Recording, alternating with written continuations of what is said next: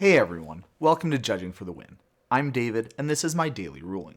Amy plays a Sanctuary Warden, and it resolves. She then removes a shield counter from it and goes to draw a card. Is it possible for Nick to cast a spell after Amy removes the counter, but before Amy draws a card or creates a token? Okay, so as you can see, Sanctuary Warden has a lot going on with its triggered ability, so to answer this question, let's go through everything that happens step by step.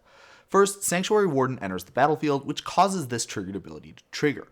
As that trigger is resolving, the first thing that happens is that Amy gets a choice about whether she wants to remove a counter from a creature or planeswalker she controls. An important thing to note here is that Amy does not make this choice until the trigger is resolving. Nick will not know which counter is being removed, or even whether Amy is going to remove a counter in the first place until he actually sees Amy take it off. That said, Nick certainly can respond to this triggered ability, for example by killing one of Amy's creatures, which might restrict her choice of what she could remove a counter from. The next step in the resolution of this ability is that the game checks to see whether Amy removed that counter. If she did, then she will draw and create a token. If she didn't, then nothing will happen. The important thing to note here is that all of this happens as part of the resolution of that same triggered ability.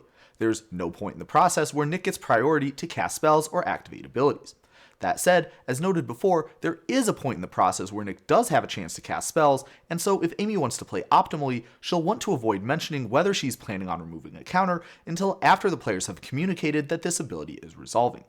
I made a video a while back about the policy aspects of this situation if Amy volunteers such information out of turn, and I suggest that you check it out if you're interested in that discussion. Now let's take a look at this card, Ziatora.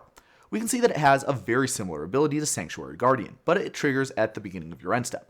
Like Sanctuary Guardian, the first step in resolving this ability is for its controller to make a choice about whether they want to do something, in this case, sacrificing a creature.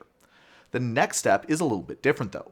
Notice that unlike Sanctuary Guardian, Ziatora says when you do rather than if you do. This is important because when is one of the words that introduces a triggered ability. Anytime you see the word when, you know that you're looking at a triggered ability. Incidentally, triggered abilities like this that are set up during the resolution of a spell or another ability are called reflexive triggers. The game rules basically handle them the exact same as delayed triggered abilities, except there's no delay. The reflexive trigger's trigger event happens right in the resolution of the thing that sets it up. So the way Ziatora is worded, sacrificing that creature would cause a second, separate triggered ability to trigger. This triggered ability goes on the stack and can be responded to like any other. This means, for example, that it would be possible to counter the ability that makes treasures and does damage after Ziatora's controller has sacrificed a creature.